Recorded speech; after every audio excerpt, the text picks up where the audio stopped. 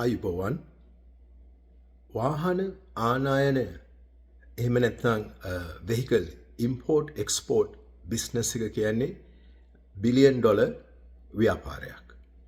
මේ තුලින් අපේ ශ්‍රී ලංකා රජයට ඉතාමත් හොඳ ආදායමක් උපයාගත හැකියි.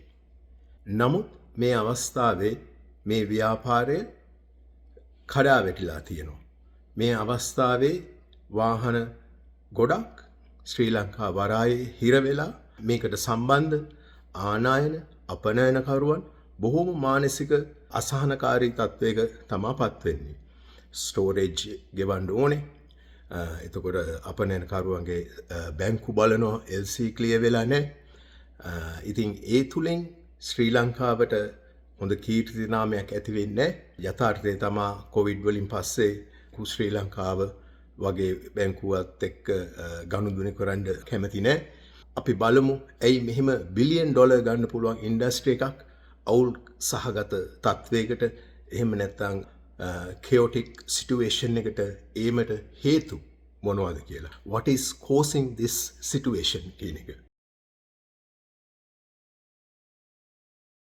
අද මේ අපි තියෙන import tax system එක හදලා තියෙන්නේ දශක ගණනාවකට කලින්. ඒ දවස්වල හිටපු අය හිතන්නේත් අද හිටපු ෆෝකස් එකමයි. ස්කෝප් එක එකමයි. අඩුම මුදලට හොඳම වාහන අපි රටට ගේන්නේ කොහොමද කියන එක තමයි අපි හිතන්න ඕනේ. හරි. ඉතින් ඒ ස්කෝප් එකේදී එදා හදුවා වාහනේ මිල කීයද?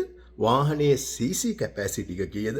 වාහනේ කොච්චර පරණද කියන පදනම තමයි බැලුවේ. වැලියු එක කියන්නේ කොච්චර ඩොලර්ස් අපි යනවද? CC එක කියන්නේ එන්ජින් එක ලොකු වෙන්න අපිට අවශ්‍ය ඉන්ධන වැඩි. once again it's foreign exchange. අවුරුදු 3 කැප් එකට හේතුව තමයි එදා සහ අද මේ හදන නීතිය හදන බලධාරීන් විශ්වාස කරනවා ඊට වඩා අපි ගියොත් රටට අහිතකර කබල් අබලන් වාහන එහෙම නැත්නම් එමිෂන් ස්ටෑන්ඩඩ් වලට ගැලපෙන්නේ නැති වාහන රටට එන්න පුළුවන් කියලා.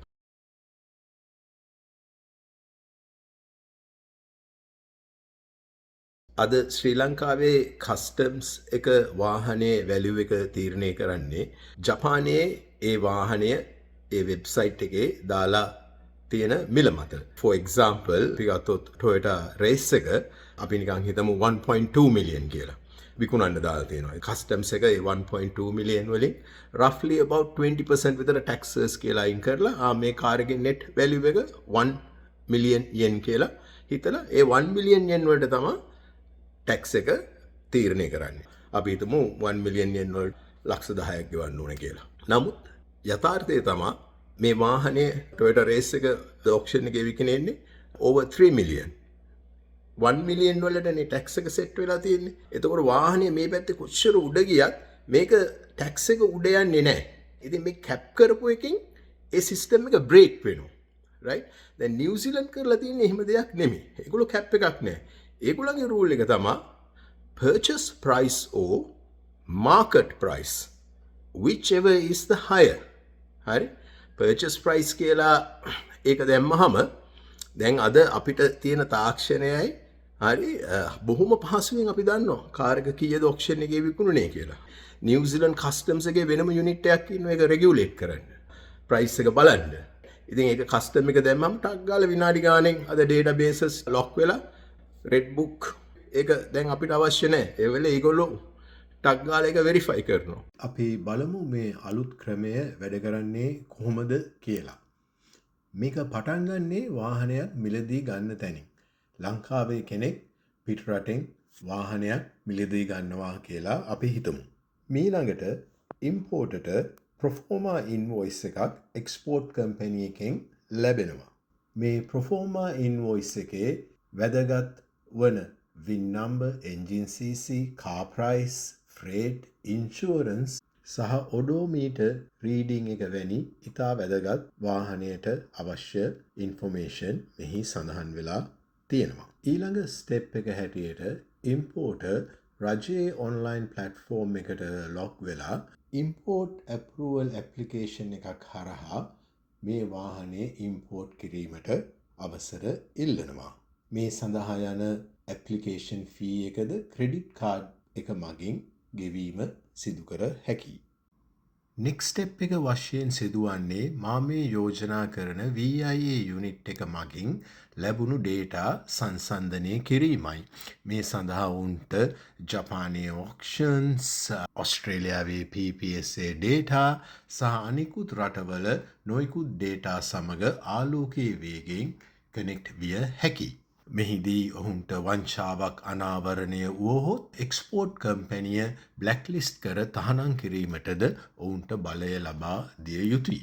මෙමගින් ක්ෂණිකවම පද්ධතිය අපිට පිරිසිදු කිරීමට හැකිවේ කියලා මා විශ්වාස කරනවා. තවද VIA ඒකකය මගින් වාහනයේ සැබෑ මිල පමණක් නෙමේ ඔඩෝමීටර් රීඩින් එක ඇක්සිඩන්ට් කන්ඩිෂන් වැනි දේවල් අද තියෙන තාක්ෂණය අනුව ඉතා පහසුවෙන් වෙරිෆයි කරගත හැකියි. ඒ අනුව ශ්‍රී ලංකාවට වාහන එක්ස්පෝර්ට් කරන වංචනික පුද්ගලයන්ගෙන් පාරිභෝගිකයාද VIA යුනිට් එකට ආරක්ෂා කිරීමට හැකියාව ලැබෙනවා. මේ ඉම්පෝර්ට් ඇප්රූවල් එක හරහා රජයේ විශ්වාස කරනවා නම් ෆොරින් එක්ස්චේන්ජ් අවුට්ෆ්ලෝ එක වැඩි කියලා මේ එන ඇප්ලිකේෂන් වලට ඇප්රූවල් එක తాවකාලිකව නැවැත්විය හැකියි. ඒ සමගම අත්‍යවශ්‍ය වාහන සඳහා ලොරි බස් ඒ වගේ එනවනම් ඒවාට ඇප්රූවල් එකද දිය හැකියි. මේ ඉම්පෝර්ට් ඇප්රූවල් කියන ටූල් එකෙන් අපිට ෆොරින් එක්ස්චේන්ජ් සහ අවශ්‍ය ෆ්ලෝ එක රටට කැමති පරිදි ඉම්පෝර්ට් කොන්ට්‍රෝලර් එක්ස්පෝර්ට් හරහා පාලනය කර ගැනීමට හැකියාව ලැබෙනවා. මෙම වෙහිකල් ඉම්පෝර්ට් ඇප්රූවල් සිස්ටම් එක හරහා අපිට LC ක්‍රමයෙන්ද ගැලවිය හැකියි. LC ක්‍රමය ඉතාම ස්ලෝ එක්ස්පෙන්සිව් සිස්ටම් එකක්. ඊට අමතරව එක්ස්පෝර්ට් සහ ඉම්පෝර්ටට අධික වියදමක් දරන්න සිදු වෙනවා. ඉම්පෝර්ට් ඇප්රූවල් එක තුලින් බැංකුවලට දැනුම් දෙනවා මේ වාහනය සඳහා මෙච්චර ෆොරින් කරන්සි TT කිරීමට අවසර දෙනවා කියලා.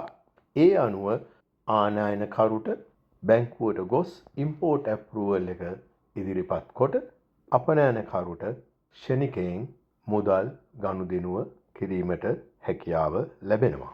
තවද මෙම යෝජනාවේ ප්‍රධාන අංගයක් වන්නේ ආනයනය කරන හැම වාහනයකටම රුපියල් ලක්ෂයක ඩිරෙක්ට් ෆී එකක් VIA යුනිට් එක මගින් හඳුන්වා දීමයි. විශේෂයෙන්ම අධික වියදමක් වන LC වියදම මේ අවස්ථාවේ නැති නිසා 2018 ස්ටැටිස්ටික් අනුව රුපියල් බිලියන 83කට අධික ආදායමක් උපයාගත හැකියි. මේ නව ආදායම එකතු කිරීමට පහසු වන අතර සියලුම පුරවැසියන්ගේ ප්‍රයෝජනය සඳහා අත්‍යවශ්‍ය පොදු සේවන් සඳහා අරමුදල් සම්පාදනය කිරීමට ඍජුවම රට තුළ නැවත ආයෝජනය කළ හැකියි. ශ්‍රී ලංකාවේ ඉම්පෝර්ට් එක්ස්පෝර්ට් කොන්ට්‍රෝලර් ඩිපාර්ට්මන්ට් එකටත් පුළුවන් නිව්සීලන්ඩ් වගේ යුනිට් එකක් හදන්න එන හැම වාහනෙම කස්ටම් ලොජ් කරපුවාම ඒ ඩේටා ඩබල් චෙක් කරලා බලලා වෙරිෆයි කරනවා.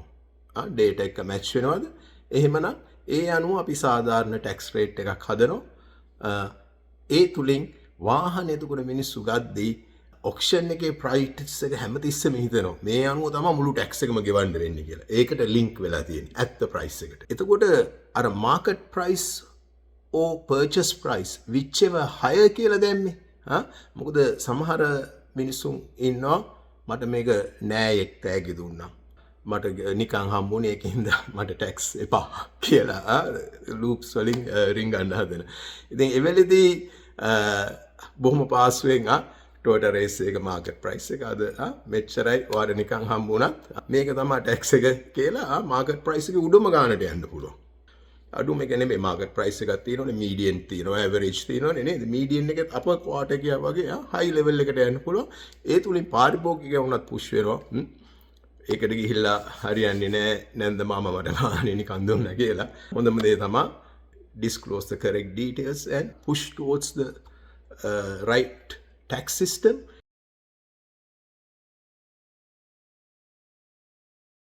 අපි මේ ඇත්ත ප්‍රයිස් එකට චේන්ජ් වුණොත් බොහොම පහසුවෙන් පාරිභෝගිකයට පුළුවන් ඒ සල්ලි ටික බැංකුව හරහා TT කරන්න. LC කියන ඉන්ස්ට්‍රුමන්ට් එකත් බොහොම පැරණි දෙයක්. අද ශ්‍රී ලංකාව සහ බංග්ලාදේශ විතරයි කරන්නේ ඒක බොහොම එක්ස්පෙන්සිව් සහ ස්ලෝ. ඉතින් එතකොට සල්ලිවල ස්පීඩ් එක ගොඩාක් අඩුයි. ඒකෙන් once again මේ ඉන්ටර්නැෂනල් බිස්නස් අතිශයින්ම කාර්යක්ෂමකම මාකට් එකේ අපි බොහොම ඉදි ගමනින් තමයි ඉකොනොමි එක වර්ධනය වෙන්නේ. අපිට TT සහ wire facility කියන එකට instant ආලෝකයේ වේගයෙන් සල්ලි කියන එක වැඩි කරන්න පුළුවන්. සල්ලි වල velocity එක තමයි මේ machine එක කොච්චර fast වෙනවද කොච්චර ඉක්මනට දියුණු කරන්න පුළුවන්ද කියන එක. ඉතින් මේ LC කියන tool එකත් මේක අපිට සුදුසු නෑ. කරුණා කරලා ඒක ගැන හිතලා once we know the true value of the vehicle can be verified පහසුවෙන් ඒකට අවශ්‍ය එතකොට ලංකාව ඒ පාරිභෝගිකයාට 100% ඒ සල්ලි ටික අරින්න TT එක දුන්නා නම් ඒ සඳහා මේ කතා කරන අලුතෙන් යුනිට් එකට පුළුවන් ෆී එකක් charge කරන්න. එතකොට ඒ සල්ලි LC එකට යන්නේ නැතුව ඊට අඩු මුදලට because government එක අලුතෙන් මේක check කරලා ඔක්කොම බලලා හරිනන්නේ ඒ permit එක දෙන්නේ සල්ලි ටික අරින්න. Rather than LC and all those charges going to banks, government can take it, which mean ඒ සල්ලිත් ආය අපේ ශ්‍රී ලංකාවේ මහ ජනතාවට තමයි යන්නේ. ඔව් ඉතින් මම දීර්ඝ ලෙස තව මේ ඉම්පෝර්ට් එක්ස්පෝර්ට් ඉන්ඩස්ට්‍රි එක කොහොමද අපිට දියුණු කළ හැක්කේ හැමෝම කොහොමද මේකෙන් දියුණු විය හැක්කේ කියන ගැන දීර්ඝ කතා කරන් යනවා. නමුත් ඉමීඩියට්ලි අපිට අවශ්‍ය මේ හිර වෙලා තියෙන වාහන මේකට හේතුව සොලියුෂන් එක හරිම ලේසි. ජනාධිපතිතුමාට බොහොම පහසුවෙන් එක්සිකියුටිව් ඕඩර් එකකින් කියන්න පුළුවන් මෙදා සිට ලංකාවට එන හැම වාහනයක් import export control regulatory body එකකින් monitor කරනවා value කරනවා. ඒ අනුව තමයි යන්නේ. ඒවට ඇත්ත data දෙන්න. එහෙම නැති වුණොත් ඒ සඳහා high penalties ඒ වගේ ඒවා සිදු කරනවා කියලා. ඉතින් එහෙම වුණ ගමන් කොහොම ජපානයේ වාහන මිලත් අඩු වෙනවා. ඒ යන foreign exchange ගානත් අඩු වෙනවා. අපිට speed business එක කරන්න පුළුවන් වෙනවා. immediate මම දකින්නේ මේක තමයි අපිට අවශ්‍ය solution එක. බොහොම ස්තුතියි. මේ වීඩියෝ එක යට මම ලින්ක් එක දාලා තියෙනවා PDF එකට මේක රීඩ් කරන්න පුළුවන්. මම ඒක දිගටම අලුත් වැඩියා කරගෙන යන්නම්. මම හිතනවා මේ තුලින් ඔබ තවමත් අසාගෙන ඉන්නවා නම් please read all the details below. New Zealand සහ Australia කියන එක මතින් අපිට ගොඩක් සිස්ටම් එක දේවල් වෙනසක් ශ්‍රී ලංකාවේ කරන්න හැකියාව තියෙනවා. $1 billion ඉන්ඩස්ට්‍රි එකක්. මේක ලස්සනට අපි හිතලා මේකේ ධනෙ මේකේ දේවල් ඒ හැමතැනටම අපේ මුළු ශ්‍රී ලංකාවටම මේ ටැක්ස් සිස්ටම් එක හරහා කම්ප්ලයන්සින් සිස්ටම් එක හරහා ලොකු දෙයක් දියුණුවක් කළ හැකි. ලොකු හොඳ ක්වොලිටි වාහනත් අපිට අවශ්‍යයි. ඒතකොට අපේ රටේ තාක්ෂණය අපේ යං පරපුරට අලුත්ම ටෙක්නොලොජිස් අවශ්‍යයි. We need electric cars, we need Teslas, we need Mustangs, the V8s, the best. So ඒවත් එන්න ඕනේ. ඒව නවත්තන්න බෑ. හරි ඉතින් look the high tax 200-300% whatever the tax, right? මොකද ඒ තියෙන ඇති අයගෙන් අපි සල්ලි ගන්න ඕනේ tax system එක හර අපිට බලෙන් ඒව කඩලා කරලා සීස් කරලා ගන්න බෑ. ඉතින් මේක හොඳ system එකක්. අද ඇති නැති පරතරය ගොඩාක් වැඩි වෙලා. ඇති අයට ඒ ලොකු expensive වාහන ගේන්න දෙන එකෙන් ලංකාවේ ඇතුලේ තාක්ෂණය දියුණු වෙනවා. අලුත් Teslaද Mustangs ඒව එන එකෙන් අපේ තරුණ පරපුරට අවශ්‍යයි. ඒව ගලවන්න ඒ වගේ වැඩ කරන්න ඒ වගේ අවශ්‍යයි.